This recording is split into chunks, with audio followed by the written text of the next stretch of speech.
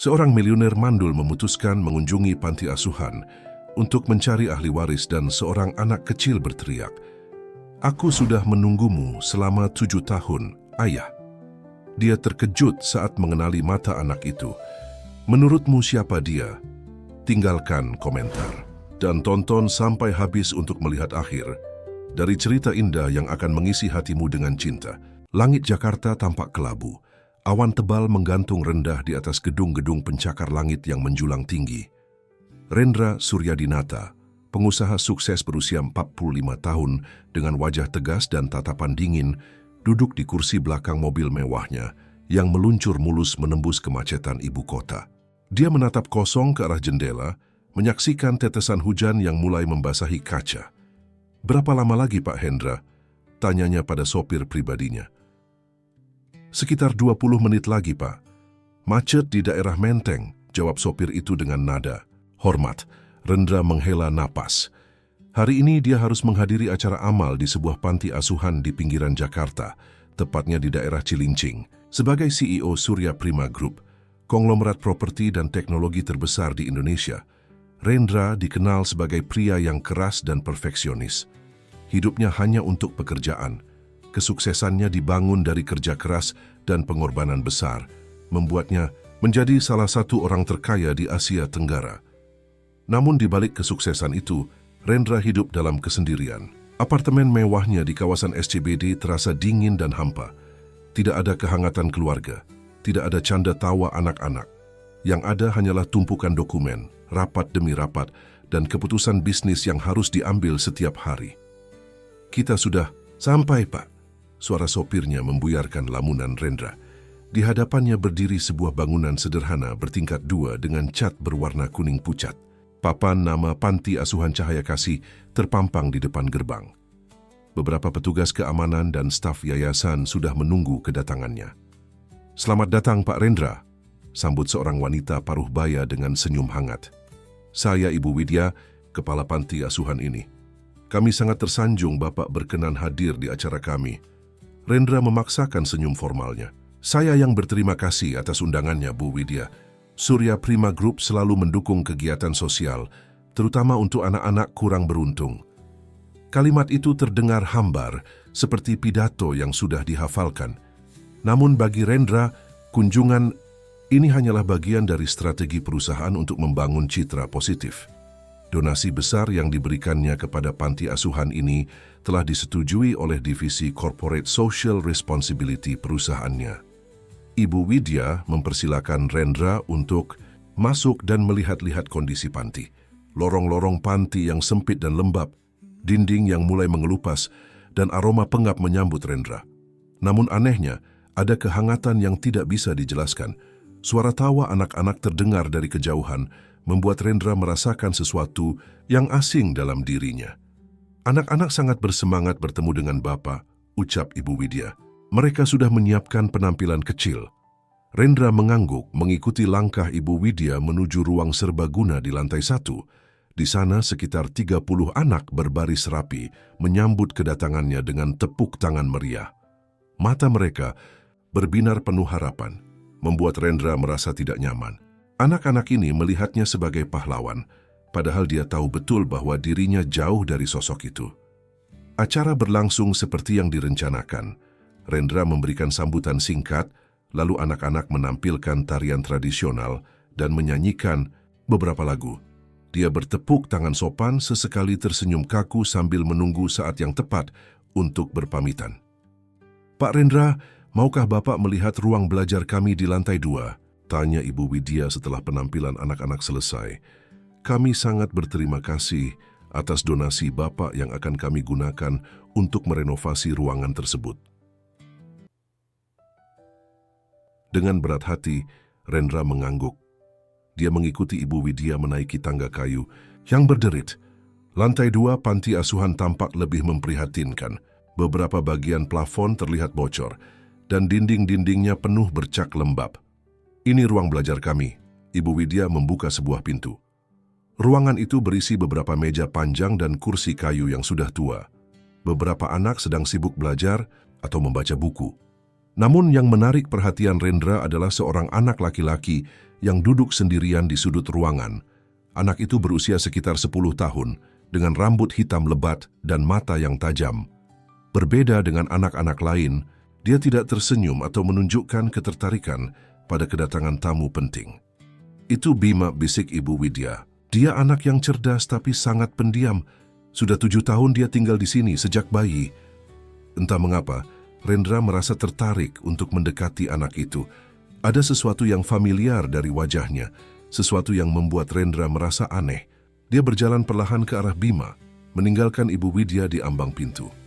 "Halo," sapa Rendra canggung. Anak itu perlahan mengangkat wajahnya. Mata mereka bertemu dan Rendra merasakan getaran aneh di dadanya. Mata anak itu begitu tajam dan dalam, seperti menembus jiwanya. "Aku sudah menunggumu selama 7 tahun, Ayah." Kata-kata itu terucap begitu saja, menggema di seluruh ruangan, membuat semua orang terdiam. Rendra merasa seakan dunianya runtuh dalam sekejap. Dia membeku, tidak mampu berkata-kata. Anak itu menatapnya dengan tatapan yang campuran antara kemarahan, kerinduan, dan harapan. Apa-apa, hanya itu yang bisa Rendra ucapkan. "Bima." Ibu Widya bergegas menghampiri mereka. "Apa yang kamu katakan? Maafkan dia, Pak Rendra. Kadang-kadang dia berkata hal-hal aneh." Tapi Rendra hampir tidak mendengar penjelasan Ibu Widya. Pikirannya terpaku pada kata-kata anak itu. "Ayah, tidak. Mungkin. Ini pasti kesalahan. Dia tidak pernah memiliki anak. Tapi mengapa ada kekosongan yang tiba-tiba terisi dalam hatinya? Mengapa ada rasa familiar yang tidak bisa dijelaskan?" "Tidak apa-apa," Rendra akhirnya berkata, berusaha menguasai diri. "Mungkin dia mengira saya orang lain." Bima tidak melepaskan pandangannya dari Rendra. "Aku tahu wajahmu dari foto yang ibu simpan." Dia selalu berkata, "Kau akan kembali suatu hari nanti." Jantung Rendra berdegup kencang. "Foto? Ibu? Siapa yang dimaksud anak ini?" "Sudah cukup, Bima." Ibu Widya menegur dengan nada lembut tapi tegas. "Maafkan dia, Pak Rendra. Bima baru saja kehilangan pengasuh kesayangannya, Bu Ayu. Mungkin dia sedang bingung." Nama itu seperti hantaman keras di dada Rendra. Ayu, memori yang telah lama terkubur tiba-tiba muncul kembali. Wajah seorang wanita muda dengan senyum manis dan mata yang penuh kehangatan. Ayu Setiawati, asisten relawan yang bekerja di Yayasan Amal 7 tahun lalu, ketika Rendra masih menjadi manajer biasa di perusahaan kontraktor kecil. Mereka menjalin hubungan singkat namun intens sebelum Rendra mendapat tawaran pekerjaan di Singapura awal dari kesuksesannya saat ini. "Bu Ayu, apa yang terjadi padanya?" tanya Rendra dengan suara bergetar. "Beliau mengalami kecelakaan sebulan lalu," jawab Ibu Widya dengan nada sedih. Sejak itu, Bima menjadi lebih pendiam. Bu Ayu sangat dekat dengannya, seperti ibu kandungnya sendiri. Dunia Rendra seperti berputar. Kecelakaan Ayu sudah tiada dan anak ini mungkinkah? "Saya perlu udara segar," kata Rendra tiba-tiba, merasa sesak napas. Dia berbalik dan bergegas menuruni tangga, meninggalkan Ibu Widya yang kebingungan dan Bima yang masih menatapnya dengan pandangan menuduh. Di luar hujan turun semakin deras. Rendra berdiri di teras panti, menatap kosong ke arah halaman yang basah. Pikirannya kacau. 7 tahun lalu, dia memutuskan hubungan dengan Ayu tanpa penjelasan, terlalu fokus pada karirnya. Dia tidak pernah tahu apa yang terjadi setelahnya, tidak pernah mencoba mencari tahu. Dan sekarang takdir membawanya kembali ke sini, berhadapan dengan kemungkinan bahwa dia memiliki seorang putra yang tidak pernah diketahuinya, seorang anak yang telah menunggunya selama 7 tahun. Hujan yang turun semakin deras seakan mencerminkan badai yang berkecamuk dalam hatinya. "Pak, apakah kita akan segera kembali?" tanya Hendra sopirnya, yang sudah menunggu di mobil. Rendra tidak menjawab. Matanya tertuju pada sosok kecil Bima yang kini berdiri di jendela lantai 2, menatapnya dengan pandangan yang takkan pernah bisa dilupakannya. Malam itu, Rendra tidak bisa tidur. Di kamar apartemennya yang luas dan mewah, dia hanya berputar-putar gelisah di atas tempat tidur king size-nya. Bayangan wajah Bima terus menghantui pikirannya. Mata anak itu, tatapannya yang penuh harapan sekaligus tuduhan, dan kata-katanya, yang mengguncang. Aku sudah menunggumu selama 7 tahun, ayah. Rendra bangkit dan berjalan menuju jendela besar yang menghadap ke panorama Jakarta di malam hari. Lampu-lampu gedung pencakar langit berkilauan seperti bintang-bintang buatan. Dulu, pemandangan ini selalu membuatnya merasa bangga dengan pencapaiannya. Tapi malam ini, semua terasa hampa. Ayu, bisiknya pada keheningan, nama yang sudah lama tidak diucapkannya. 7 tahun lalu, hidup Rendra sangat berbeda. Dia hanyalah manajer menengah di perusahaan konstruksi kecil dengan ambisi besar namun kesempatan terbatas. Ketika perusahaannya menugaskannya untuk mengkoordinasikan proyek bantuan pembangunan sekolah di daerah terpencil Pulau Jawa, dia bertemu dengan Ayu Setiawati, seorang relawan muda yang penuh semangat. Ayu berbeda dari wanita-wanita yang pernah dikenalnya. Dia sederhana namun cerdas, dengan idealisme yang menggebu-gebu dan dedikasi tinggi untuk membantu sesama. Mata Ayu selalu berbinar ketika berbicara tentang impiannya, membantu anak-anak kurang mampu mendapatkan pendidikan yang layak. Hubungan mereka bermula dari pertemuan-pertemuan rutin koordinasi proyek, berlanjut ke diskusi-diskusi panjang tentang kehidupan dan impian, hingga akhirnya tumbuh menjadi cinta. 3 bulan yang intens, penuh dengan janji-janji dan harapan. Hingga suatu hari, Rendra mendapat tawaran pekerjaan di Singapura, dengan gaji berlipat dan peluang karir yang tak bisa ditolak. Aku harus mengambil kesempatan ini, Ayu, kata Rendra saat itu. Inilah yang selalu kuimpikan. Bagaimana dengan kita? Tanya Ayu, matanya berkaca-kaca. Aku akan kembali, janji Rendra. Begitu karirku stabil, aku akan kembali untukmu. Tapi dia tidak pernah kembali. Di Singapura, Rendra seperti menemukan dunia baru. Kesempatan demi kesempatan datang dan dia terlalu sibuk mengejar kesuksesan hingga perlahan-lahan melupakan Ayu. Komunikasi mereka yang awalnya intens menjadi semakin jarang hingga akhirnya putus sama sekali. Rendra berhasil meyakinkan dirinya bahwa apa yang dia lakukan adalah tepat.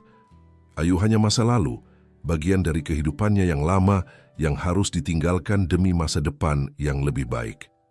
Dan sekarang, 7 tahun kemudian, takdir mempertemukannya dengan Bima, anak yang mengaku sebagai putranya. Mungkinkah Ayu hamil saat Rendra meninggalkannya? Mungkinkah dia tidak pernah tahu? Rendra mengambil ponselnya dan mencari nomor Gunawan, kepala tim keamanan dan intelijennya. Meski sudah lewat tengah malam, Gunawan menjawab pada dering kedua. Ya, Pak. Aku butuh kau mencari informasi tentang seseorang, kata Rendra tanpa basa-basi. Ayu Setiawati. Terakhir kali aku tahu, dia bekerja sebagai relawan di Yayasan Cinta Kasih sekitar 7 tahun lalu. Baik, Pak, ada informasi spesifik yang Bapak cari? Rendra terdiam sejenak. Semuanya. Aku ingin tahu semua tentang hidupnya selama 7 tahun. Terakhir, dan apakah dia memiliki anak?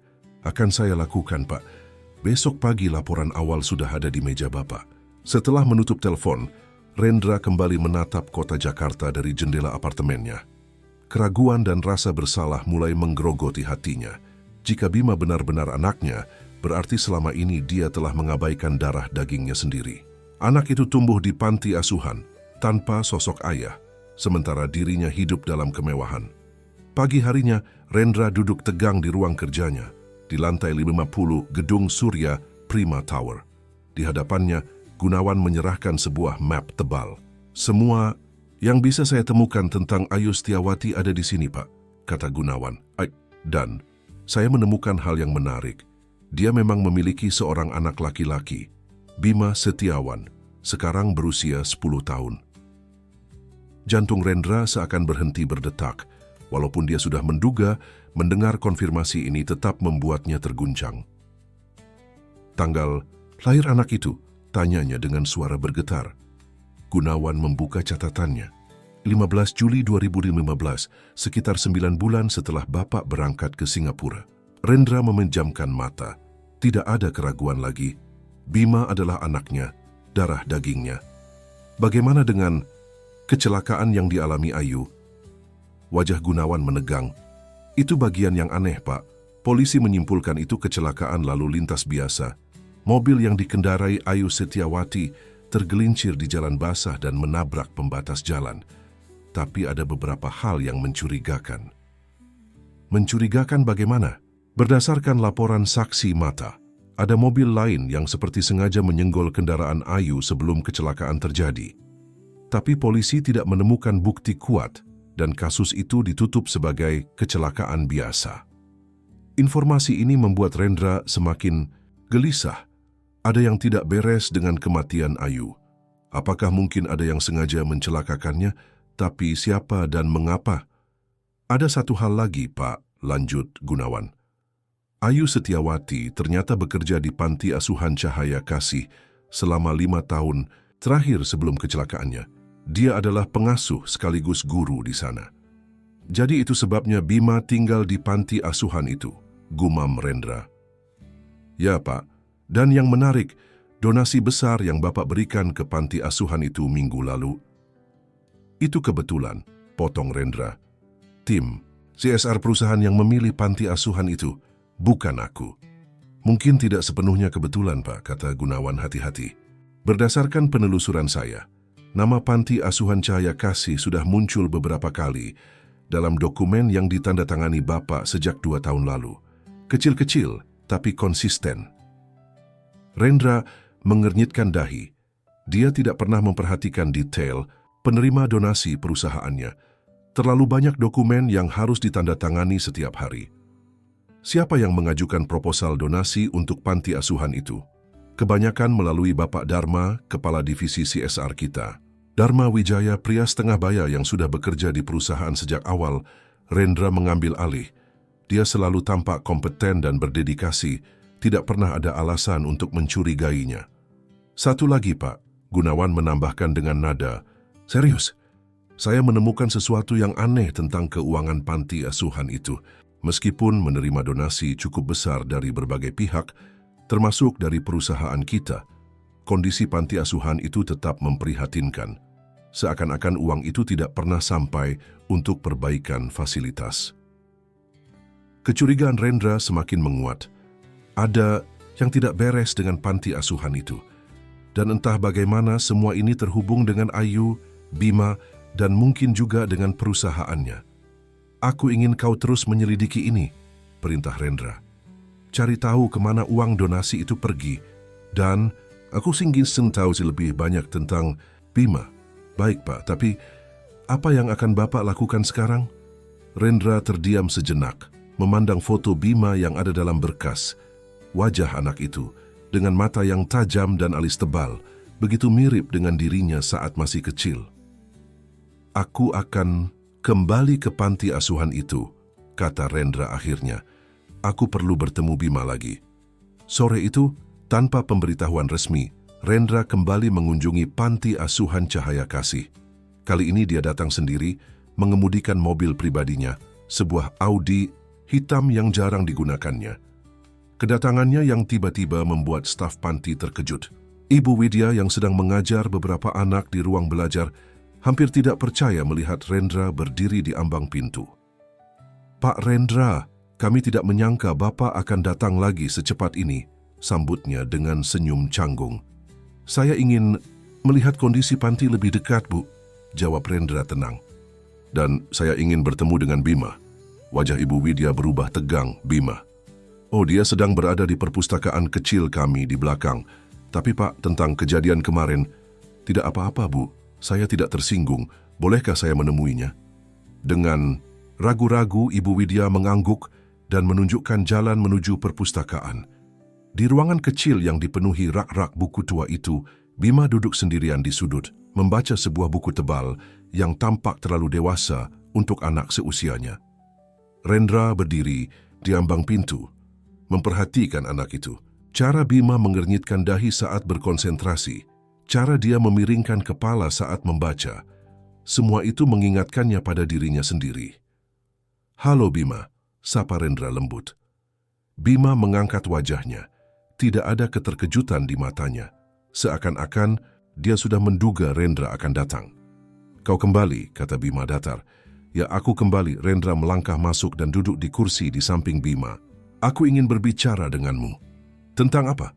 tentang kenapa kau meninggalkan ibu, atau tentang kenapa kau tidak pernah mencari kami selama 7 tahun. Kata-kata tajam itu menusuk hati Rendra. Bagaimana bisa seorang anak berusia 10 tahun berbicara dengan nada sepahit itu? Bima, aku tidak tahu tentang keberadaanmu, jawab Rendra jujur. Jika aku tahu Ayu hamil, aku... Pembohong, potong Bima. Ibu selalu mengirim surat padamu, setiap bulan, selama bertahun-tahun, tapi kau tidak pernah membalasnya. Rendra terkesiap. Surat? Dia tidak pernah menerima surat apapun dari Ayu. Bima, aku bersumpah, aku tidak pernah menerima surat apapun. Jika aku tahu tentangmu, aku pasti akan kembali. Bima menatapnya dengan pandangan menyelidik, mencoba mencari kebohongan di mata Rendra. Setelah beberapa saat, dia membuka tasnya dan mengeluarkan sebuah amplop kusam. Ini salinan surat terakhir yang ibu tulis untukmu. Sebulan sebelum kecelakaan itu, dia memberikannya padaku, memintaku menyimpannya. Katanya, suatu hari nanti, aku mungkin ingin mengetahui apa yang sebenarnya terjadi. Dengan tangan bergetar, Rendra menerima amplop itu. Di dalamnya terdapat selembar kertas dengan tulisan tangan yang rapi. Dengan tangan bergetar, Rendra membuka lipatan kertas itu. Tulisan tangan Ayu masih sama seperti yang diingatnya, rapi dan sedikit miring ke kanan. Dia mulai membaca. Rendra yang kukasihi, ini adalah surat kesekian yang kutulis untukmu, meski aku tidak tahu apakah surat-suratku sebelumnya pernah sampai ke tanganmu. Aku masih menyimpan alamat kantormu di Singapura yang kau berikan dulu, tapi mungkin kau sudah berpindah atau surat-suratku disembunyikan dari pandanganmu.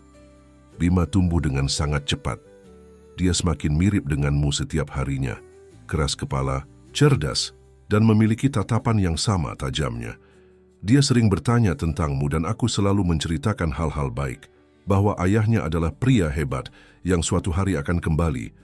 Aku tidak tahu apakah aku memberinya harapan palsu, tapi aku tidak bisa membiarkannya tumbuh dengan kebencian.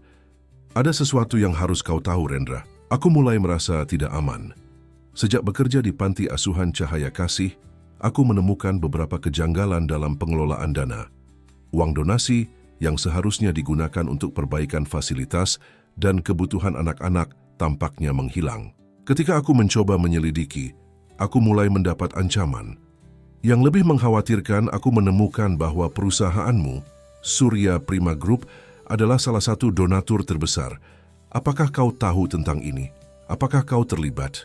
Aku ingin percaya bahwa kau tidak tahu apa-apa, bahwa orang-orang di sekitarmu mungkin memanfaatkan kebaikanmu. Jika sesuatu terjadi padaku, kumohon jaga Bima. Dia anak kita, Rendra. Satu-satunya hal baik yang tersisa dari hubungan kita. Aku sudah menyiapkan sebuah kotak, tersembunyi di tempat yang hanya diketahui Bima. Di dalamnya ada bukti-bukti yang kukumpulkan. Dengan cinta yang tak pernah padam, Ayu Rendra tidak bisa menahan air matanya. Surat itu bertanggal hanya 2 minggu sebelum kecelakaan Ayu. Kecelakaan yang kini dia yakini bukan kecelakaan biasa. Kau menangis, kata Bima, sedikit terkejut melihat air mata di pipi pria yang selama ini dibayangkannya sebagai sosok dingin dan tak berperasaan. Bima, Rendra mencoba menguasai emosinya. Aku bersumpah, aku tidak pernah menerima surat-surat ibumu. Aku tidak tahu tentang keberadaanmu. Jika kau tahu apa yang akan kau lakukan, tantang Bima. Aku akan kembali untukmu dan ibumu. Bima menatapnya lama, mencoba mengukur ketulusan di mata Rendra.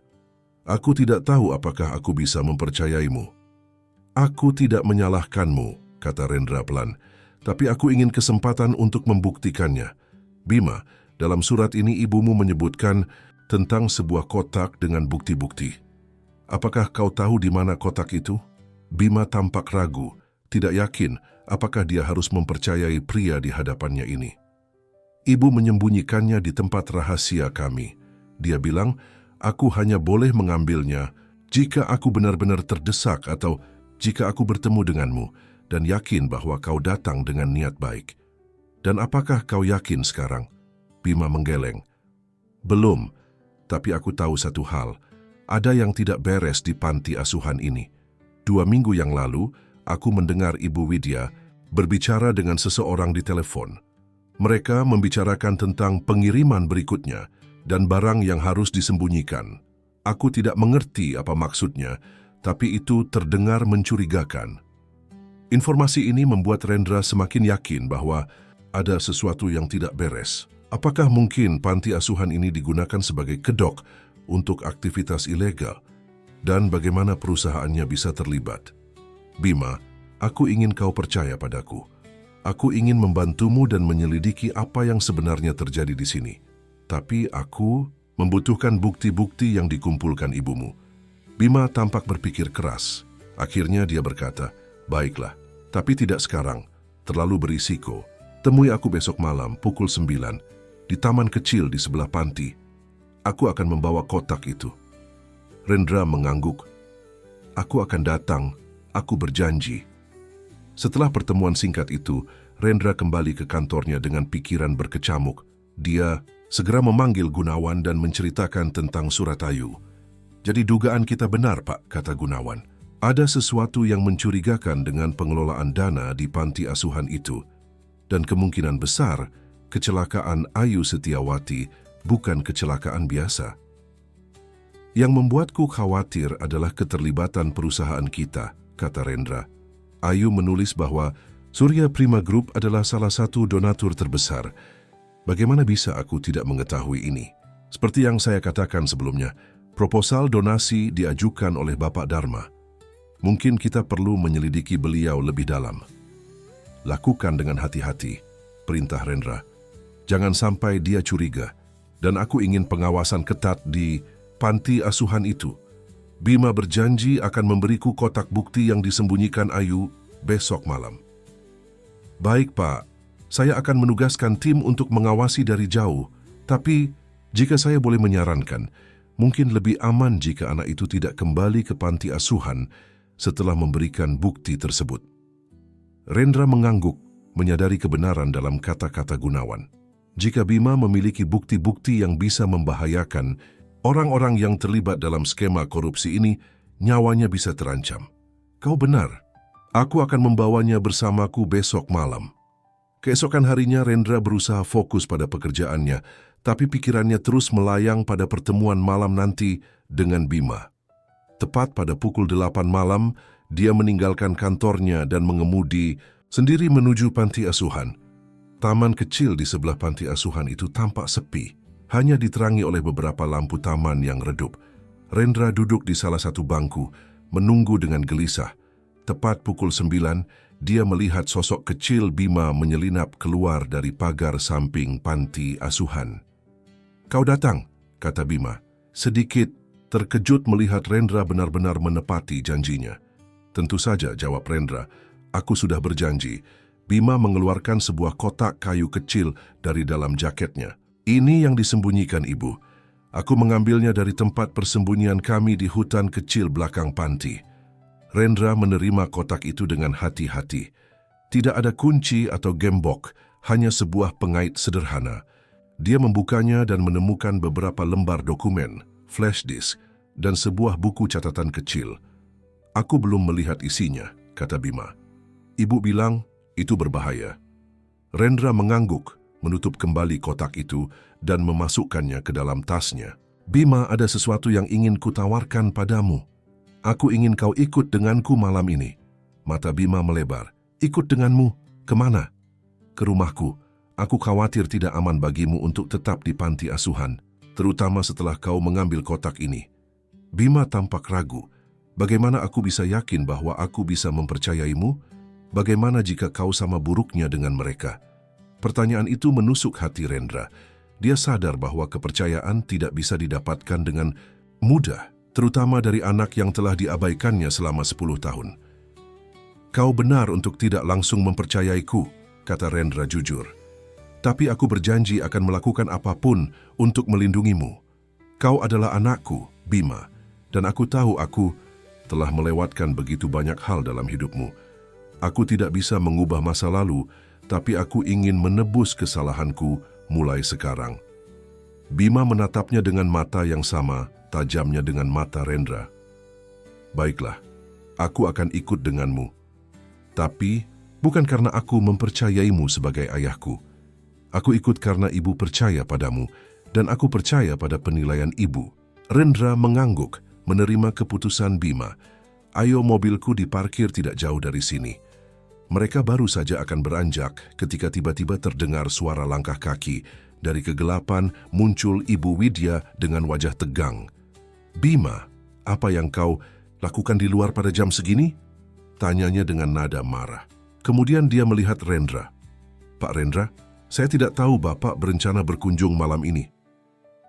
Maaf tidak memberitahu sebelumnya, Bu Widya, kata Rendra tenang, meski jantungnya berdegup kencang. Saya kebetulan lewat dan ingin melihat kondisi Bima. Ibu Widya menatap mereka dengan curiga. Di taman pada jam 9 malam. Ini sangat tidak biasa, Pak, dan Bima seharusnya sudah tidur. Saya yang memintanya untuk bertemu di sini, kata Rendra, memutuskan untuk jujur sebagian. Saya ingin berbicara dengan Bima secara pribadi. Sebenarnya saya bermaksud untuk membawa Bima tinggal bersama saya. Mata Ibu Widya melebar kaget. Membawanya. Tapi itu tidak mungkin.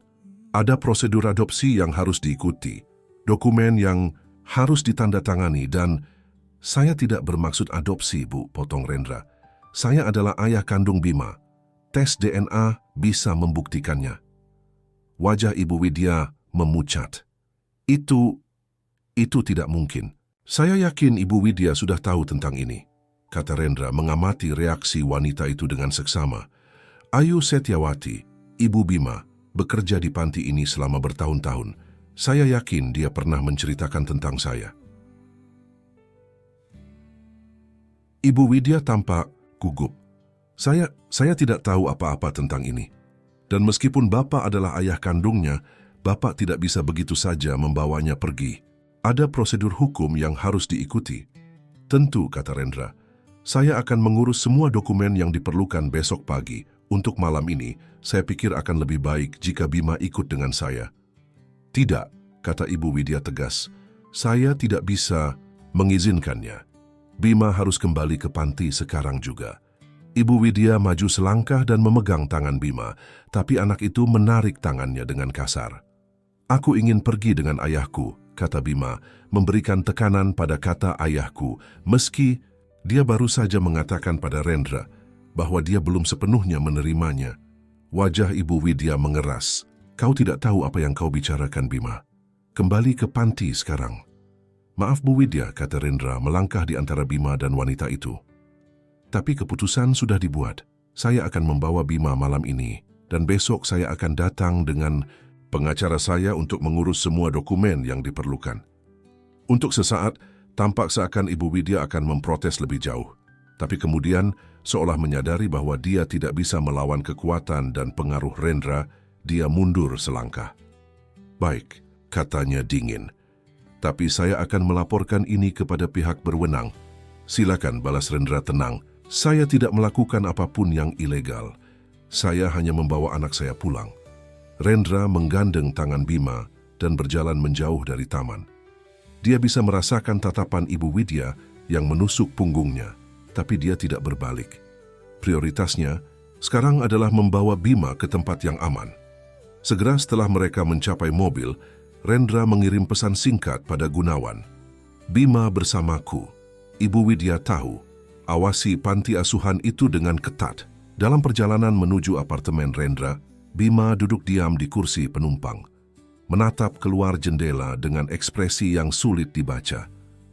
Kau baik-baik saja? Tanya Rendra. Bima mengangguk pelan. Aku hanya tidak pernah membayangkan meninggalkan panti asuhan seperti ini. Begitu tiba-tiba.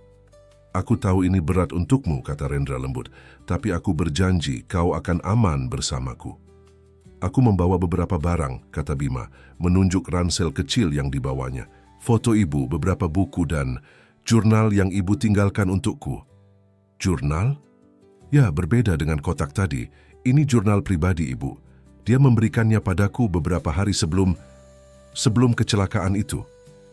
Rendra mengangguk, merasa bersyukur bahwa Bima memiliki sesuatu untuk mengingatkannya pada Ayu. Nanti, Jika kau bersedia, aku ingin mendengar lebih banyak tentang ibumu. Bima tidak menjawab, tapi Rendra bisa melihat sedikit pelunakan di wajahnya. Mungkin ini adalah awal dari jalan panjang untuk membangun kepercayaan. Sesampainya di apartemen, Rendra, Bima tampak terkesima dengan kemewahan yang dilihatnya.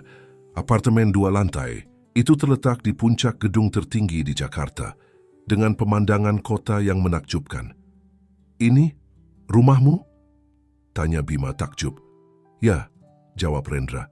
Mendadak merasa sedikit malu dengan kemewahan yang dimilikinya sementara anaknya hidup di panti asuhan selama ini. Tapi terasa sangat kosong selama ini. Mungkin dengan kehadiranmu tempat ini akhirnya bisa disebut sebagai rumah. Bima tidak merespons, tapi matanya terus menjelajahi apartemen itu dengan kagum. Rendra menunjukkan kamar yang akan ditempati. Bima sebuah kamar tamu luas yang segera akan disesuaikan dengan kebutuhan dan keinginan anak itu. Istirahatlah, kata Rendra. Besok kita bisa berbicara lebih banyak, dan kita akan melihat isi kotak yang dibawa ibumu. Setelah memastikan Bima nyaman di kamarnya, Rendra kembali ke ruang kerjanya. Dia membuka kotak yang diberikan Bima dan mulai memeriksa isinya. Dokumen-dokumen yang ada di dalamnya adalah catatan keuangan panti asuhan, memo internal, dan yang paling mengejutkan, beberapa bukti transfer dari akun perusahaannya ke rekening pribadi atas nama DW. Inisial yang dia yakini milik Dharma Wijaya. Rendra memasukkan flash disk ke komputernya dan menemukan lebih banyak bukti, foto-foto pertemuan rahasia, rekaman audio, dan spreadsheet yang menunjukkan aliran dana yang mencurigakan. Semuanya mengarah pada satu kesimpulan, panti asuhan itu digunakan sebagai fasad untuk operasi pencucian uang yang melibatkan perusahaannya. Membaca buku catatan Ayu, Rendra semakin terguncang. Ayu telah mengumpulkan bukti-bukti ini selama berbulan-bulan, bekerja sendiri dan diam-diam. Dia tahu nyawanya dalam bahaya, tapi tetap bertahan demi anak-anak di panti asuhan dan demi keadilan. Air mata Rendra kembali mengalir. Ayu yang dikenalnya dulu masih sama, idealis, berani, dan penuh dedikasi. Dan karena idealisme itulah dia harus kehilangan nyawanya. Aku berjanji, Ayu, bisik Rendra pada keheningan. Aku akan menyelesaikan apa yang kau mulai. Aku akan melindungi Bima dan membongkar semua ini. Ketika Rendra akhirnya pergi tidur, langit Jakarta mulai mencerah di timur.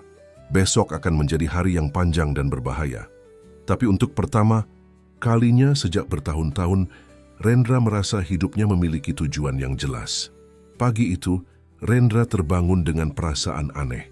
Untuk pertama kalinya dalam bertahun-tahun, ada orang lain di apartemennya, seorang anak kecil, anaknya sendiri. Selama beberapa saat, dia berbaring menatap langit-langit, berusaha memproses semua yang terjadi dalam beberapa hari terakhir. Hidupnya yang teratur dan terprediksi kini berubah total. Rendra bangkit dari tempat tidur dan bersiap-siap dengan cepat. Saat dia melangkah ke ruang makan, dia terkejut melihat Bima sudah duduk di meja, membolak-balik sebuah buku dengan serius. "Selamat pagi," sapa Rendra, berusaha terdengar kasual meski situasinya jauh dari normal. Bima mengangkat wajahnya. "Selamat pagi. Kau tidur nyenyak?" "Tempat tidurnya terlalu empuk," jawab Bima jujur. "Aku tidak terbiasa." Rendra tersenyum kecil. "Kita bisa mengganti kasurnya jika kau mau." Bima hanya mengangguk, lalu kembali pada bukunya. Rendra menuju dapur untuk menyiapkan sarapan, tapi segera menyadari bahwa dia jarang memasak. Biasanya ada staf yang datang untuk menyiapkan makanannya, tapi hari ini dia sengaja memberi mereka libur. "Kau suka apa untuk sarapan?" tanya Rendra, membuka kulkas yang hampir kosong. "Apa saja," jawab Bima tanpa mengalihkan pandangan dari bukunya. Rendra menghela napas. Membangun hubungan dengan anaknya tidak akan semudah yang dia bayangkan. Akhirnya, dia memutuskan untuk memesan makanan. "Aku akan memesan sesuatu.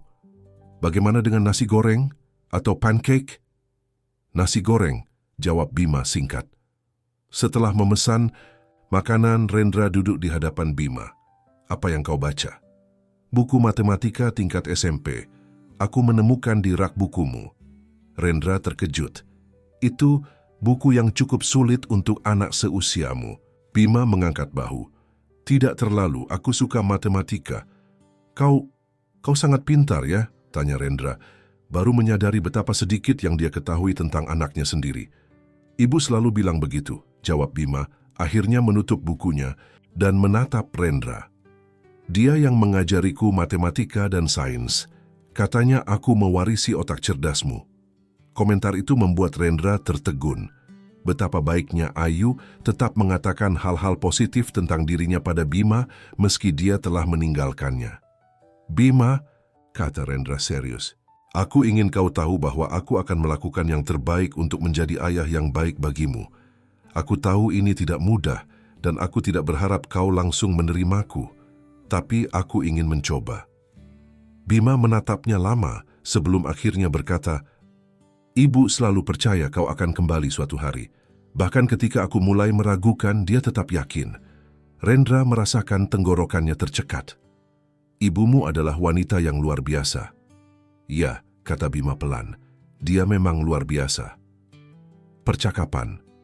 Mereka terhenti ketika bel apartemen berbunyi. Makanan yang dipesan telah tiba. Mereka makan dalam keheningan yang canggung hingga Rendra memutuskan untuk membahas rencana hari ini. Hari ini aku harus ke kantor untuk beberapa jam, kata Rendra. Ada hal penting yang harus kuurus. Kau bisa ikut denganku atau jika kau lebih suka di sini. Aku ikut, potong Bima cepat. Aku ingin lihat kantormu. Rendra mengangguk, sedikit lega karena Bima tidak ingin ditinggal sendiri. Baiklah, tapi sebelumnya kita perlu membeli beberapa pakaian untukmu. Kau hanya membawa sedikit barang dari panti, kan? Bima mengangguk, hanya beberapa baju dan buku. Kalau begitu, kita akan mampir ke mall dulu. Setelah sarapan, mereka berangkat ke salah satu mall terbesar di Jakarta. Bima, yang tidak terbiasa dengan kemewahan, tampak terpesona meski berusaha menyembunyikannya. Rendra membawanya ke berbagai toko pakaian, membiarkan Bima memilih apa yang disukainya. Awalnya, anak itu ragu-ragu, hanya memilih beberapa potong pakaian sederhana. Tapi Rendra mendorongnya untuk memilih lebih banyak. Pilih sebanyak yang kau mau, kata Rendra. Ini semua untukmu. Perlahan-lahan, Bima mulai membuka diri, memilih pakaian yang disukainya. Kebanyakan kaos dan celana jeans sederhana, tapi juga beberapa kemeja dan sepatu bagus. Rendra merasa senang melihat mata Bima mulai berbinar saat menemukan baju dengan gambar rumus fisika dan matematika. Setelah berbelanja pakaian, Rendra membawa Bima ke toko buku. Di sini, Bima benar-benar menunjukkan antusiasme. Dia dengan cepat memilih berbagai buku sains, matematika, dan beberapa novel klasik. Kau benar-benar suka membaca ya? Tanya Rendra, kagum melihat pilihan buku Bima yang sangat dewasa untuk anak seusianya. Ibu selalu bilang buku adalah jendela dunia, jawab Bima. Di panti kami tidak punya banyak buku, jadi aku selalu membaca apapun yang bisa kutemukan. Setelah membeli semua keperluan Bima, mereka menuju kantor Rendra di Surya Prima Tower. Gedung pencakar langit 60 lantai itu berdiri megah di jantung distrik bisnis Jakarta. Mobil Rendra memasuki basement khusus dan mereka naik lift privat langsung ke lantai teratas. Bima terlihat terpukau dengan kemegahan kantor ayahnya. Ruangan eksekutif Rendra seluas 200 meter persegi itu dilengkapi dengan berbagai fasilitas mewah. Ruang meeting pribadi, area santai, bahkan kamar tidur dan kamar mandi lengkap. Kau bekerja di sini setiap hari? Tanya Bima takjub. Ya, hampir setiap hari, jawab Rendra. Terkadang aku juga bekerja dari rumah. Saat mereka baru saja masuk, Gunawan sudah menunggu dengan wajah serius. Dia menatap Bima dengan penasaran sebelum beralih ke Rendra. Selamat pagi, Pak. Ada beberapa perkembangan yang perlu Bapak ketahui. Rendra mengangguk. Bima, di sana ada perpustakaan kecil. Dia menunjuk ke arah rak buku di sudut ruangan. Kau bisa membaca di sana sementara aku berbicara dengan Pak Gunawan. Bima mengangguk dan beranjak ke arah perpustakaan, tapi Rendra tahu anak itu akan berusaha mendengarkan percakapan mereka. Dia mengajak Gunawan ke ruang meeting pribadinya dan menutup pintu. Bagaimana? Tanya Rendra langsung. Semalam setelah Bapak meninggalkan panti asuhan dengan Bima, terjadi aktivitas mencurigakan, lapor Gunawan. Ibu Widya melakukan panggilan telepon panjang. Lalu sekitar 1 jam kemudian, beberapa pria datang dan mengambil sejumlah dokumen dari kantornya. Kau berhasil mengidentifikasi mereka. Salah satunya adalah sopir pribadi Bapak Dharma. Rendra mengepalkan tangannya. Jadi memang benar Dharma terlibat dalam semua ini. Ada lagi? Pagi ini Bu Widya mendatangi kantor polisi dan melaporkan bahwa Bapak menculik salah satu anak asuhnya, lanjut Gunawan. Tapi laporan itu tidak diterima karena Bapak adalah ayah kandung anak tersebut. Namun saya yakin ini baru permulaan. Mereka akan mencoba cara lain untuk mendapatkan Bima kembali. Aku perlu bertemu dengan Dharma, putus Rendra. Tapi sebelumnya aku ingin kau mengurus dokumen pengakuan anak untuk Bima. Pastikan semuanya legal dan tidak bisa diganggu-gugat. Sudah saya siapkan, Pak. Pengacara perusahaan sedang dalam perjalanan ke sini dengan semua dokumen yang diperlukan. Mereka juga membawa dokumen untuk tes DNA jika diperlukan untuk kepastian hukum. Rendra mengangguk puas. Bagus, dan aku ingin kau menambah keamanan di apartemenku. Pastikan Bima aman setiap saat. Sudah saya atur, Pak. Ada tim keamanan yang berjaga di apartemen Bapak mulai hari ini. Terima kasih Gunawan, sekarang tolong panggil Dharma ke ruanganku. Katakan ada hal penting yang perlu dibicarakan. Gunawan meninggalkan ruangan dan Rendra kembali ke ruang utama. Bima duduk di sofa, membaca salah satu buku yang baru dibelinya, tapi Rendra bisa melihat bahwa anak itu gelisah. Ada masalah? Tanya Rendra duduk di sampingnya. Bima menutup bukunya. Aku mendengar namaku disebut-sebut, ada apa? Rendra tersenyum kecil. Anaknya memang cerdas dan perhatian. Ibu Widya melaporkan pada polisi bahwa aku menculikmu. Mata Bima melebar. Apa itu berarti aku harus kembali ke panti? Tidak, kata Rendra tegas. Kau adalah anakku dan aku akan memastikan tidak ada yang bisa memisahkan kita. Sebentar lagi pengacara akan datang dengan dokumen-dokumen untuk memastikan secara hukum bahwa kau adalah anakku. Bima tampak lega meski masih ada keraguan di matanya. Apakah kita akan melakukan tes DNA? Hanya jika diperlukan secara hukum, jawab Rendra. Tapi aku sudah yakin kau adalah anakku, Bima. Aku bisa melihatnya dari matamu, dari caramu berpikir, dari semuanya. Untuk pertama kalinya, Bima tersenyum kecil padanya. Senyum itu membuat hati Rendra terasa hangat.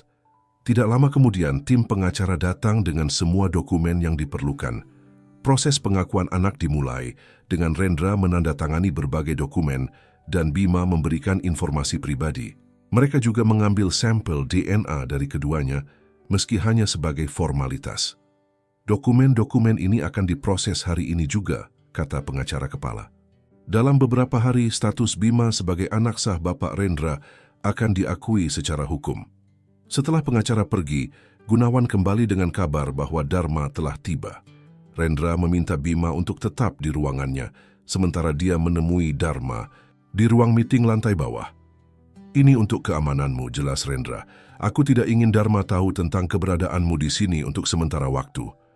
Bima mengangguk mengerti. Hati-hati, orang itu berbahaya. Rendra tersenyum tipis, terkesan dengan kecerdasan dan intuisi anaknya. Aku akan berhati-hati. Gunawan akan bersamamu selama aku pergi. Di ruang meeting lantai 58, Dharma Wijaya, pria parubaya dengan penampilan rapi dan senyum ramah, sudah menunggu. Sebagai kepala divisi CSR, Dharma dikenal sebagai orang yang murah hati dan berdedikasi untuk proyek-proyek sosial perusahaan. Tapi kini Rendra melihatnya dengan pandangan berbeda. Selamat pagi, Pak Rendra, sapa Dharma hangat. Gunawan bilang ada hal penting yang ingin dibicarakan?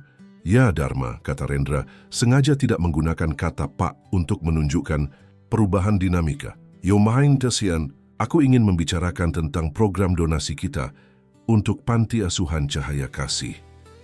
Wajah Dharma tetap tenang, tapi Rendra bisa melihat kilatan singkat di matanya. Ah, Panti Asuhan itu, salah satu program unggulan CSR kita. Ada masalah dengan donasi terakhir. Sebenarnya aku penasaran tentang semua donasi yang kita berikan selama ini, kata Rendra, mengawasi reaksi Dharma dengan seksama. Aku mengunjungi panti itu beberapa hari lalu dan kondisinya sangat memprihatinkan. Padahal menurut catatan, kita telah mendonasikan miliaran rupiah selama bertahun-tahun. Dharma tersenyum tenang. Memang menyedihkan, tapi Bapak tahu sendiri, banyak lembaga sosial yang kesulitan mengelola dana. Mungkin mereka tidak memiliki kapasitas untuk melaksanakan renovasi besar. Mungkin, kata Rendra, mulai membuka laptop dan menampilkan beberapa dokumen. Atau mungkin dana itu tidak pernah sampai ke mereka dalam jumlah penuh. Senyum Dharma sedikit memudar. Maksud Bapak? Aku menemukan beberapa kejanggalan dalam laporan keuangan, kata Rendra, menunjukkan spreadsheet yang ditemukan dari flash disk Ayu. Dana yang kita transfer dan dana yang diterima panti asuhan tidak sama. Ada sejumlah besar uang yang hilang di tengah jalan. Dharma mulai tampak gelisah. Mungkin ada kesalahan administratif. Saya akan meminta tim untuk mengeceknya. Tidak. Perlu, kata Rendra dingin. Aku sudah tahu kemana uang itu pergi. Dia menampilkan dokumen lain. Bukti transfer ke rekening pribadi berinisial DW. Rekening ini milikmu, bukan? Tanya Rendra langsung. Dan bukan hanya itu, kau juga menggunakan panti asuhan itu untuk aktivitas lain yang lebih mencurigakan. Wajah Dharma berubah pucat. Pak Rendra, ini salah paham. Saya bisa menjelaskan. Tidak, perlu menjelaskan padaku, potong Rendra. Kau bisa menjelaskan pada polisi. Aku sudah menyerahkan semua bukti ini pada mereka pagi ini. Itu bohong. Rendra belum melaporkan apapun pada polisi. Dia ingin melihat reaksi Dharma terlebih dahulu. Seperti dugaannya, Dharma langsung panik. Pak, tolong jangan lakukan itu. Saya hanya menjalankan perintah. Perintah siapa? Tanya Rendra tajam. Dharma terdiam, tampak ketakutan. Saya tidak bisa mengatakannya. Mereka akan membunuh keluarga saya. Siapa mereka? Desak Rendra. Dharma menggeleng keras. Maaf Pak, saya tidak bisa bicara lebih jauh. Tapi percayalah, ini lebih besar dari yang Bapak bayangkan. Dan sangat berbahaya. Rendra menatap pria di hadapannya dengan campuran kemarahan dan sedikit kasihan. Dharma mungkin bersalah, tapi dia juga mungkin hanya pion dalam permainan yang lebih besar. Baiklah Dharma, untuk saat ini kau dinonaktifkan dari posisimu. Serahkan semua dokumen dan kartu akses perusahaan pada Gunawan sebelum kau meninggalkan gedung ini. Dharma tampak ingin protes, tapi akhirnya hanya mengangguk lemah. Saya mengerti, Pak, tapi berhati-hatilah. Mereka tidak akan senang dengan semua ini. Setelah Dharma pergi, Rendra kembali ke ruangannya dengan pikiran kacau. Situasinya lebih kompleks dari yang dia bayangkan. Siapa mereka yang dimaksud Dharma? Seberapa dalam perusahaannya terlibat dalam semua ini? Di ruangannya, Bima sedang bermain catur dengan Gunawan. Anak itu tampak fokus, dan dari ekspresi Gunawan, Rendra bisa menebak bahwa kepala keamanannya sedang kesulitan menghadapi permainan anak berusia 10 tahun itu. Skakmat, kata Bima dengan tenang, menggerakkan menterinya ke posisi final. Gunawan tampak takjub. Luar biasa, kau sangat berbakat, Bima. Rendra tersenyum melihat interaksi itu. Bagaimana pertemuannya tadi? Tanya Gunawan saat melihat Rendra masuk. Dia panik, jawab Rendra singkat. Tapi dia mengaku hanya menjalankan perintah. Ada pihak lain yang lebih tinggi yang terlibat dalam semua ini. Tuan Hartono? Tanya Gunawan, menyebut nama pemilik perusahaan konglomerat yang menjadi mitra bisnis utama Surya Prima Group. Mungkin, kata Rendra, tapi aku membutuhkan lebih banyak bukti. Bima, yang mendengarkan dengan seksama, tiba-tiba berkata, aku pernah melihat orang bernama Hartono itu di panti asuhan. Rendra dan Gunawan menatapnya terkejut. Kau yakin? Tanya Rendra. Bima mengangguk. Dia datang beberapa kali, selalu malam-malam, bertemu dengan Ibu Widya di kantornya. Ibu pernah menunjukkan fotonya padaku, memperingatkanku untuk tidak berada di dekatnya. Rendra dan Gunawan bertukar pandang. Ini informasi penting. Hartono, Wijaya, salah satu orang terkaya di Indonesia, jarang sekali muncul di publik. Jika dia sering mengunjungi panti asuhan secara diam-diam, pasti ada alasan khusus. Bima, kata Rendra serius, apakah kau pernah mendengar atau melihat sesuatu yang mencurigakan saat Hartono berkunjung? Bima berpikir sejenak. Sekali aku mendengar mereka membicarakan tentang barang yang akan dikirim ke luar negeri. Aku tidak mengerti apa maksudnya, tapi mereka terdengar sangat serius. Rendra merasakan kecemasan yang semakin besar. Jika dugaannya benar, panti asuhan itu mungkin digunakan untuk aktivitas ilegal yang jauh lebih serius dari sekedar penggelapan dana. Kita perlu lebih banyak bukti, kata Rendra akhirnya. Gunawan, siapkan tim untuk memantau aktivitas Hartono pada panti asuhan itu. Aku ingin tahu semua pergerakan mereka. Baik, Pak. Rendra beralih pada Bima. Mulai sekarang kau tidak akan pernah sendirian. Aku akan memastikan kau selalu aman. Bima mengangguk, terlihat sedikit takut untuk pertama kalinya. Apa yang akan terjadi selanjutnya? Rendra berlutut di hadapan anaknya, menatap matanya yang sama tajam dengan matanya sendiri. Kita akan mengungkap kebenaran, Bima, demi ibumu. Dan setelah semua ini selesai, kita akan memulai hidup baru, bersama. Untuk pertama kalinya, Bima tidak menolak ketika Rendra memeluknya. Pelukan itu singkat dan canggung, tapi bagi Rendra, itu adalah awal dari hubungan baru yang dia harapkan bisa tumbuh menjadi ikatan ayah anak yang sesungguhnya. Seminggu telah berlalu sejak Bima mulai tinggal bersama Rendra. Perlahan tapi pasti, keduanya mulai membangun rutinitas dan ikatan yang lebih kuat. Rendra berusaha menyeimbangkan pekerjaannya dengan waktu bersama Bima, sesuatu yang tidak pernah dia lakukan sebelumnya. Untuk pertama kalinya dalam hidupnya, Rendra merasa bahwa ada sesuatu yang lebih penting daripada perusahaan dan ambisinya. Pagi itu, mereka sarapan bersama di balkon apartemen, menikmati pemandangan Jakarta yang mulai sibuk di bawah sinar matahari pagi.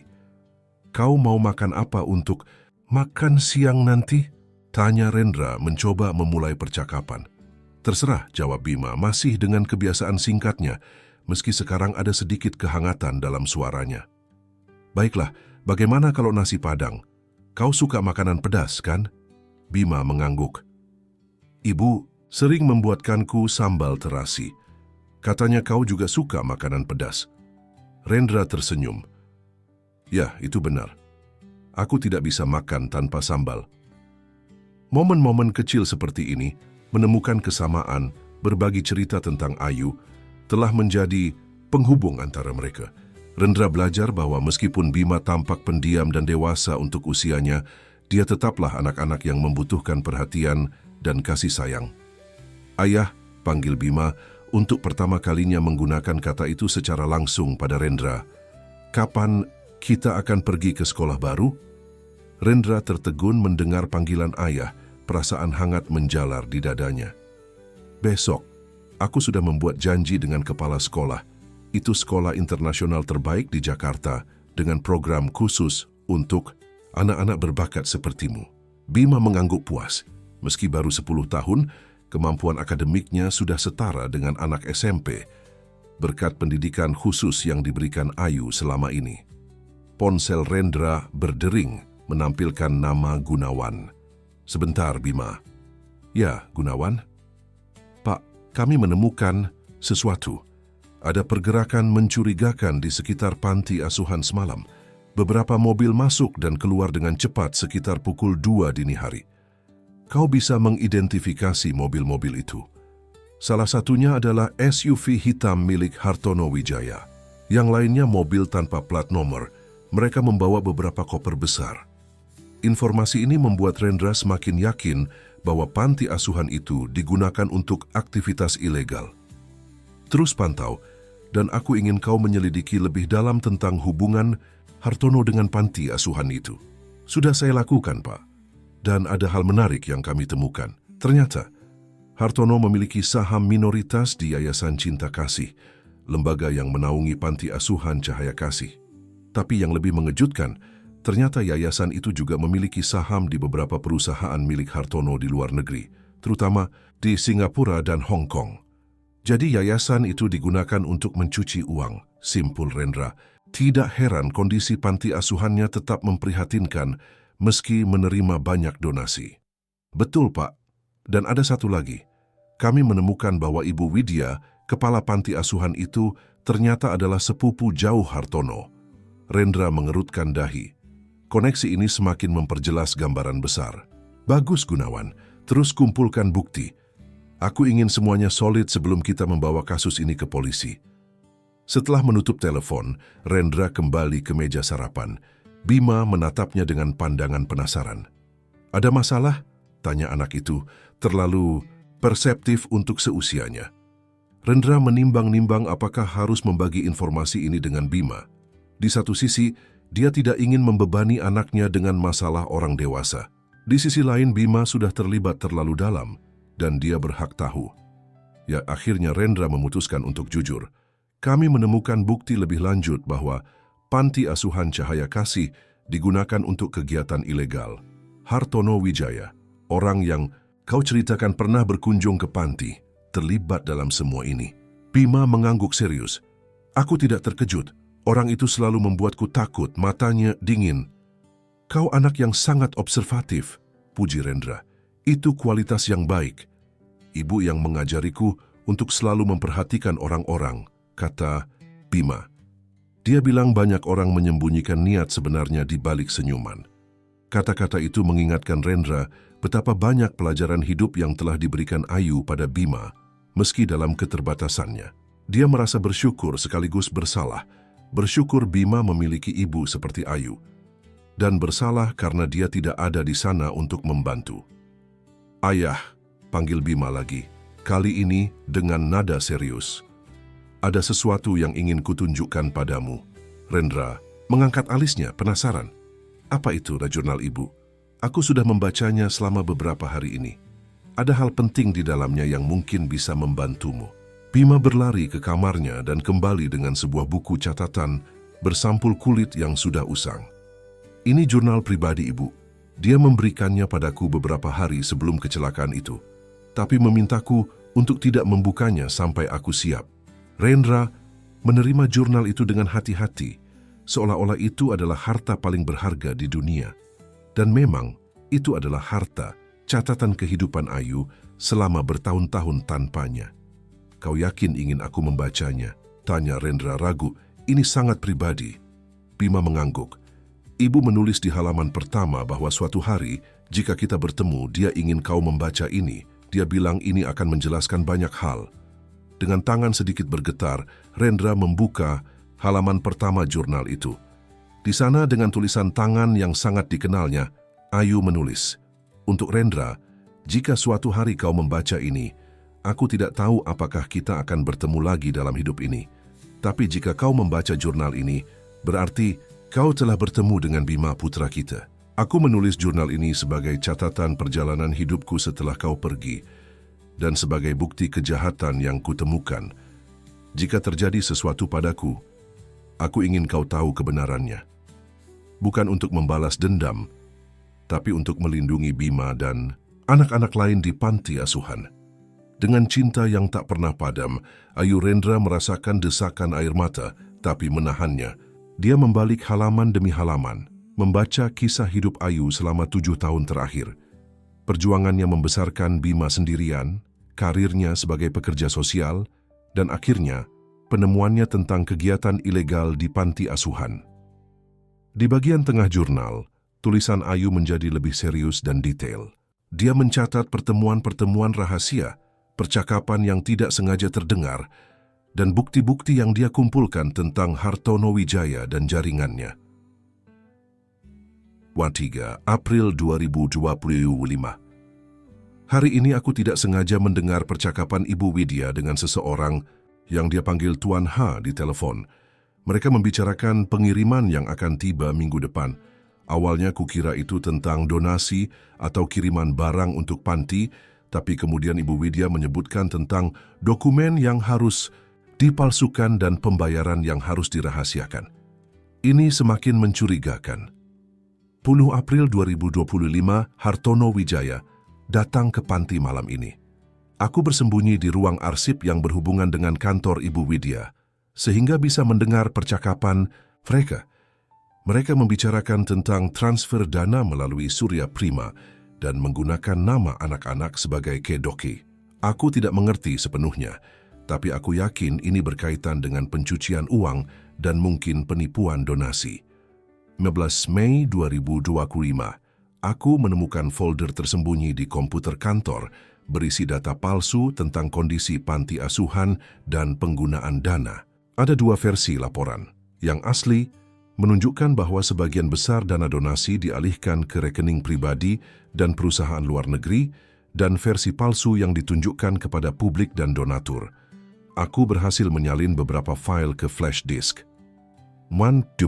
Mei 2025 aku mulai merasa diawasi. Hari ini, aku melihat seseorang mengikutiku saat pulang dari pasar dengan Bima. Aku harus lebih berhati-hati. Aku sudah menyiapkan tempat persembunyian untuk bukti-bukti yang kukumpulkan dan memberitahu Bima tentang tempatnya untuk jaga-jaga. Juni 2025, hari ini aku melihat sesuatu yang sangat mengkhawatirkan. Saat bekerja larut malam, aku melihat beberapa orang membawa koper-koper besar ke ruang bawah tanah panti. Ruang itu seharusnya hanya digunakan untuk penyimpanan, tapi selalu dikunci dan hanya Ibu Widya yang memiliki kuncinya. Aku mencoba mengintip melalui ventilasi dan melihat mereka membuka koper-koper itu. Ada banyak paket dibungkus plastik di dalamnya. Aku tidak yakin apa isinya, tapi perilaku mereka sangat mencurigakan. Rendra berhenti membaca, wajahnya pucat. Kecurigaannya semakin kuat. Panti asuhan itu mungkin digunakan untuk kegiatan ilegal yang jauh lebih serius dari sekedar penggelapan dana atau pencucian uang. Bima, kata Rendra serius, apakah kau pernah melihat ruang bawah tanah yang disebutkan ibumu? Bima mengangguk. Ya, ada pintu di belakang dapur yang selalu dikunci.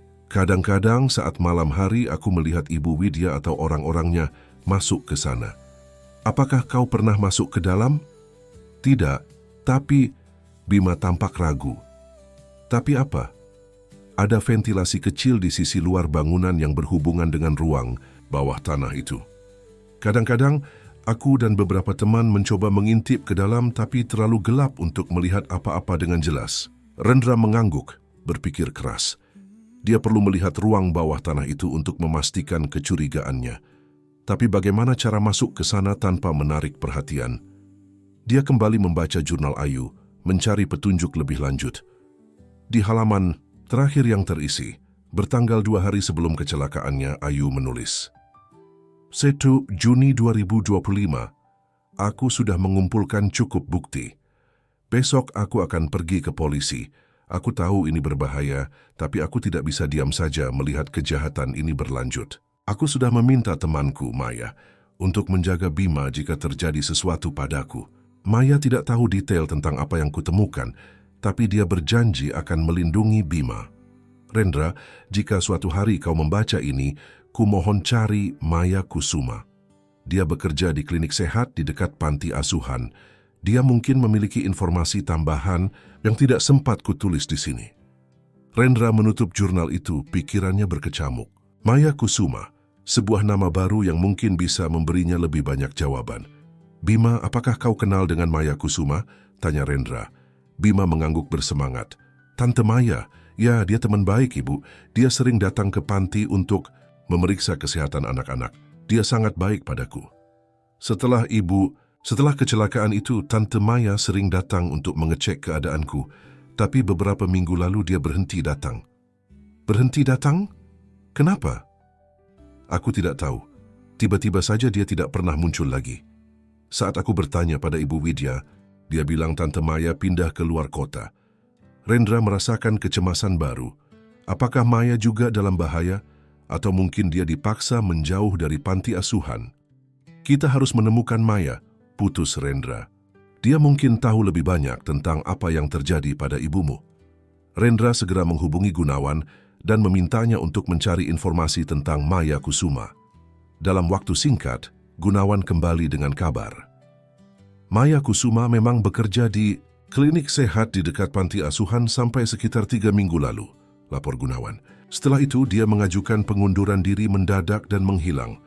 Alamat terakhir yang tercatat adalah apartemen di daerah Kemang. Kita perlu menemukannya, kata Rendra. Siapkan mobil. Aku dan Bima akan ke sana sekarang. Bapak yakin ingin membawa Bima? Tanya Gunawan ragu.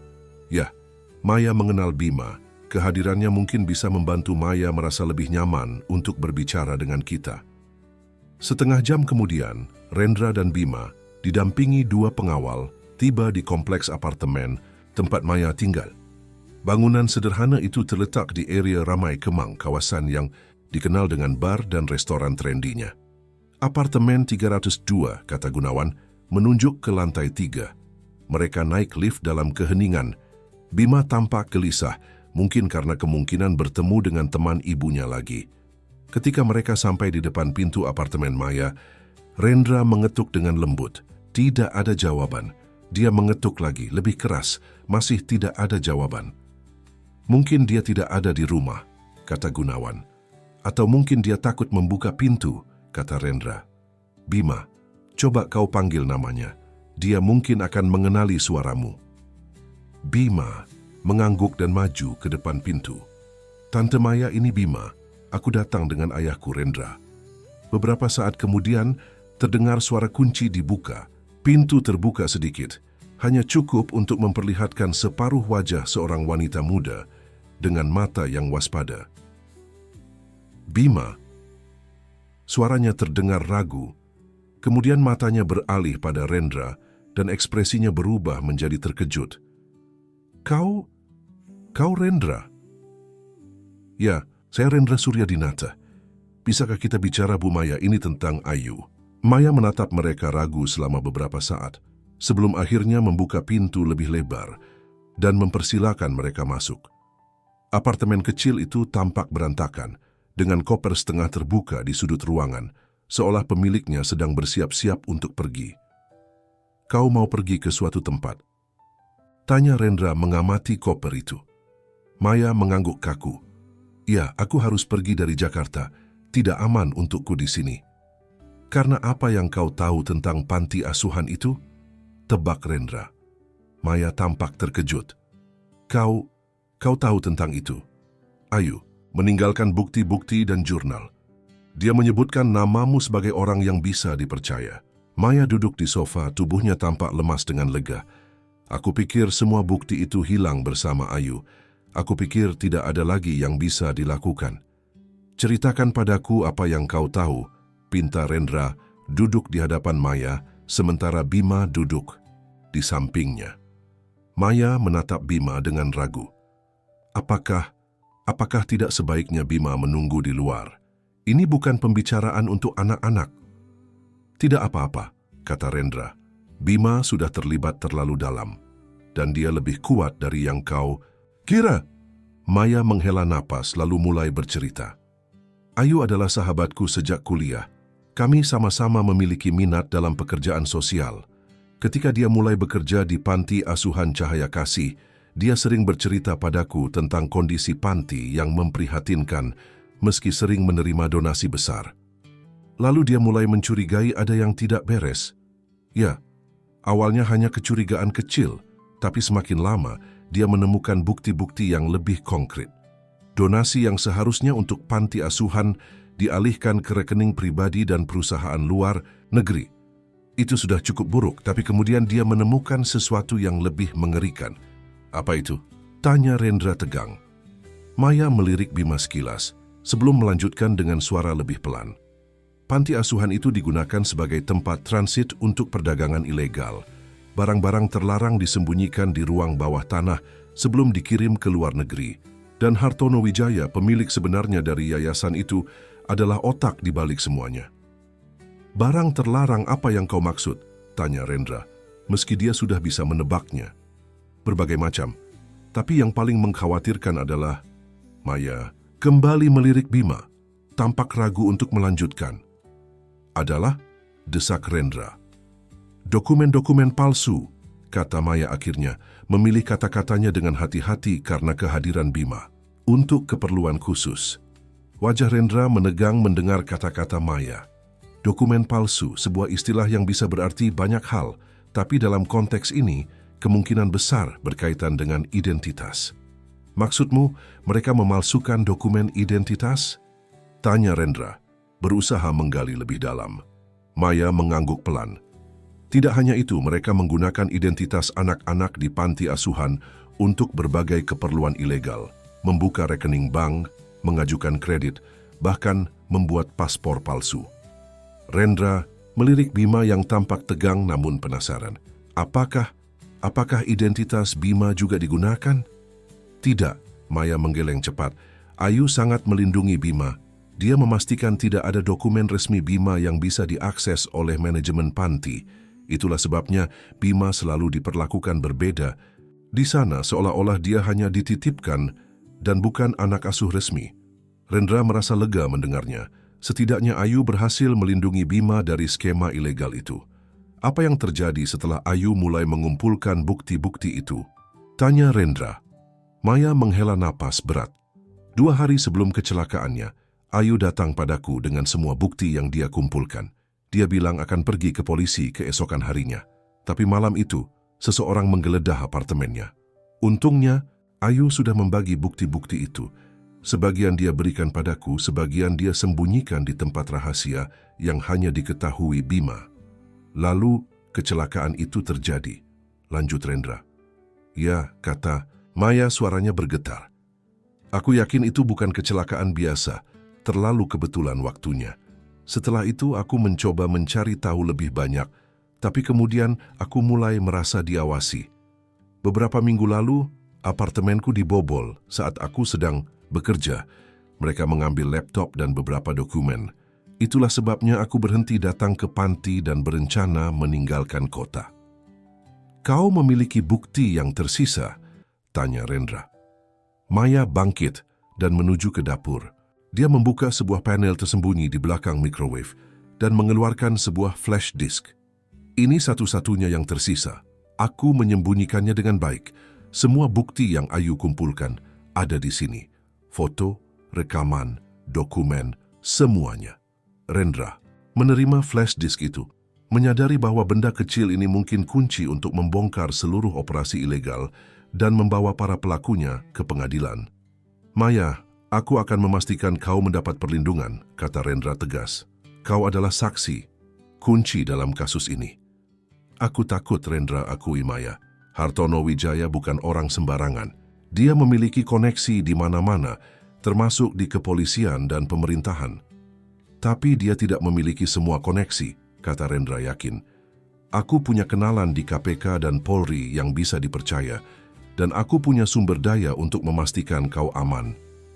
Setelah diskusi panjang, mereka akhirnya membuat rencana. Maya akan dibawa ke lokasi aman yang disediakan Rendra. Sementara bukti-bukti yang terkumpul akan diserahkan kepada KPK dan unit khusus kepolisian yang tidak terhubung dengan Hartono Wijaya. Dalam perjalanan kembali ke apartemen Rendra, Bima tampak diam tenggelam dalam pikirannya. Kau baik-baik saja? Tanya Rendra, khawatir anaknya terlalu terbebani dengan semua informasi ini. Aku hanya berpikir, kata Bima pelan. Selama ini, aku tinggal di tempat yang digunakan untuk kejahatan. Dan ibu mencoba menghentikannya. Ibumu adalah wanita yang sangat berani, kata Rendra lembut. Dan dia sangat menyayangimu, Bima. Semua yang dia lakukan untuk melindungimu dan anak-anak lain. Aku tahu, kata Bima. Itulah sebabnya aku ingin membantu menyelesaikan apa yang ibu mulai. Rendra menatap anaknya dengan kagum. Dalam diri anak 10 tahun ini, dia melihat keberanian dan tekad Ayu, serta kecerdasan dan ketegasan yang mungkin diwarisi darinya. Kita akan menyelesaikannya bersama, janji Rendra. Tapi kau harus berjanji untuk selalu mengutamakan keselamatanmu. Aku tidak ingin kehilanganmu, Bima. Bima mengangguk. Aku janji. Sesampainya di apartemen, Rendra langsung menghubungi Gunawan untuk mengatur perlindungan bagi Maya dan mempersiapkan pertemuan dengan pejabat KPK terpercaya.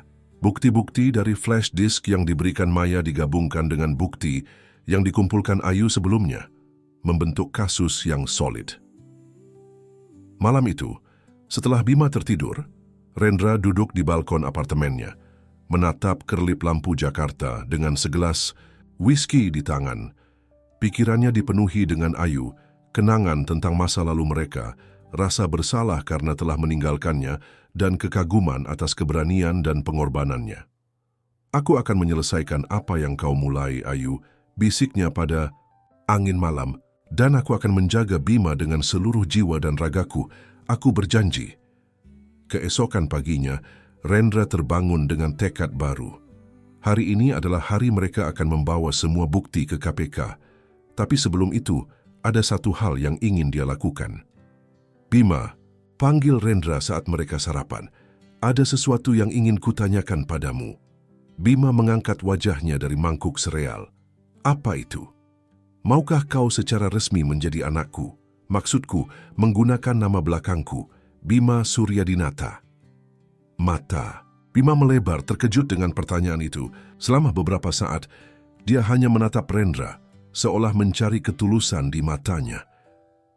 Aku tidak ingin menggantikan ibumu atau menghapus kenanganmu tentangnya, tambah Rendra cepat. Tapi aku ingin dunia tahu bahwa kau adalah anakku dan aku bangga akan hal itu. Bima meletakkan sendoknya dan untuk pertama kalinya Rendra melihat senyum lebar di wajah anaknya. Ayah, aku mau. Ibu selalu bilang aku adalah seorang Suryadinata, meski secara hukum namaku Setiawan. Rendra merasa hatinya penuh dengan kebahagiaan. Dia bangkit dan memeluk Bima, yang kali ini membalas pelukannya dengan erat. Terima kasih, Bima. Bisik Rendra, suaranya sedikit bergetar. Aku berjanji akan menjadi ayah yang baik untukmu. Sore itu, Rendra didampingi tim pengacaranya, menyerahkan semua bukti yang terkumpul kepada KPK. Hartono Wijaya, Ibu Widya, dan beberapa orang lain yang terlibat dalam skema ilegal itu segera menjadi target investigasi. Berkat koneksi Rendra dan bukti yang kuat, penyelidikan berjalan cepat dan efektif. 3 hari kemudian, berita besar menghiasi headline semua media nasional. Hartono Wijaya ditangkap atas dugaan perdagangan ilegal dan pencucian uang panti. Asuhan Cahaya Kasih terbongkar sebagai kedok. Operasi kriminal pengusaha muda Rendra. Suryadinata bantu KPK ungkap jaringan kejahatan. Rendra tidak peduli dengan publikasi atau pujian. Yang dia pedulikan adalah keadilan untuk Ayu dan keselamatan anak-anak di panti asuhan. Dengan status Hartono Wijaya sebagai tersangka, semua asetnya dibekukan, termasuk yayasan yang menaungi panti asuhan.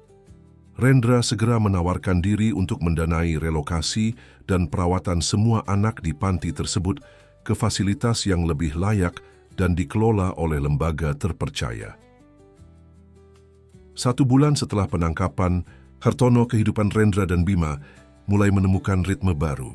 Bima telah resmi bersekolah di sekolah internasional, di mana dia cepat dikenal sebagai siswa berbakat dalam matematika dan sains.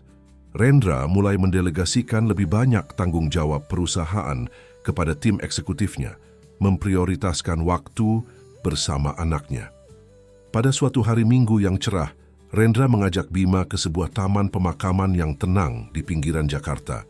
Mereka berdiri di depan sebuah makam sederhana yang baru saja direnovasi atas perintah Rendra dengan batu nisan marmer putih yang indah. Ibumu adalah wanita paling luar biasa yang pernah kukenal, kata Rendra pelan, menatap nama Ayu Setiawati yang terukir di batu nisan. Dia berani, cerdas, dan memiliki hati yang besar. Bima meletakkan bunga yang mereka bawa di atas makam. Aku merindukannya setiap hari. Aku juga, akui Rendra. Meski aku tidak bersama kalian selama 7 tahun, sekarang aku merasa kehilangan yang sama dalamnya. Mereka berdiri dalam keheningan yang damai, masing-masing tenggelam dalam kenangan dan penghormatan untuk wanita yang telah menyatukan mereka melalui cinta dan pengorbanannya. Ayah, panggil Bima tiba-tiba. Aku ingin melakukan sesuatu untuk mengenang ibu. Apa itu? Tanya Rendra. Aku ingin mendirikan yayasan atas namanya. Yayasan yang benar-benar membantu anak-anak kurang beruntung, seperti yang selalu diimpikan ibu. Rendra menatap anaknya dengan bangga dan haru. Itu ide yang luar biasa, Bima. Kita akan mewujudkannya bersama. Beberapa bulan kemudian, Yayasan Ayu Setiawati resmi berdiri dengan fokus pada pendidikan dan perlindungan anak-anak kurang mampu di seluruh Indonesia. Rendra menyumbangkan sebagian besar kekayaannya untuk yayasan ini dan berjanji akan mendedikasikan lebih banyak waktu dan sumber dayanya untuk tujuan mulia ini. Pada hari peresmian yayasan, Rendra berdiri di podium dengan Bima di sampingnya. Di hadapan mereka, ratusan tamu undangan dan wartawan menunggu pidato pembukaan. 7 tahun lalu, aku membuat kesalahan terbesar dalam hidupku, mulai Rendra. Aku meninggalkan seorang wanita luar biasa demi mengejar ambisi pribadi. Selama 7 tahun aku hidup dalam kekosongan yang kuisi dengan kesuksesan materi dan kekuasaan. Tapi kemudian, takdir membawaku kembali ke jalur yang seharusnya. Rendra menatap Bima dengan penuh kasih sayang sebelum melanjutkan. Melalui putraku, Bima, aku menemukan kembali bagian diriku yang hilang. Dan melalui pengorbanan Ayu Setiawati, aku belajar arti sebenarnya dari keberanian dan dedikasi. Yayasan ini didirikan bukan hanya untuk menghormati Ayu, tapi juga untuk melanjutkan misinya, memberikan kesempatan dan perlindungan bagi anak-anak yang membutuhkan. Setiap anak berhak atas masa depan yang cerah, dan kami berkomitmen untuk memastikan hal itu terwujud. Setelah acara peresmian, Rendra dan Bima kembali ke apartemen mereka yang kini telah menjadi rumah yang hangat, dipenuhi dengan buku, mainan, dan kenangan baru yang mereka ciptakan bersama. Apa yang akan kita lakukan besok? Tanya Bima saat mereka duduk di balkon, menikmati matahari terbenam. Rendra tersenyum. Besok? Besok kita akan mulai hari baru. Hari di mana kita tidak lagi hidup dalam bayang-bayang masa lalu, tapi dengan harapan untuk masa depan. Bagaimana menurutmu? Bima mengangguk, senyum lebar menghiasi wajahnya. Aku suka ide itu. Malam itu, saat Bima tidur, Rendra duduk di samping tempat tidur anaknya, mengamati wajah damai anak yang telah membawa perubahan besar dalam hidupnya. Dalam diri Bima, dia melihat masa depan yang penuh harapan. Bukan hanya untuk mereka berdua, tapi juga untuk ribuan anak lain yang akan terbantu melalui yayasan yang mereka dirikan. Perjalanan mereka tidak akan selalu mudah, akan ada tantangan dan kesulitan. Tapi Rendra tahu selama mereka bersama tidak ada yang tidak bisa mereka hadapi. Terima kasih Ayu, bisik Rendra sebelum meninggalkan kamar Bima. Terima kasih telah memberinya padaku. Aku berjanji akan menjaganya dengan segenap jiwaku.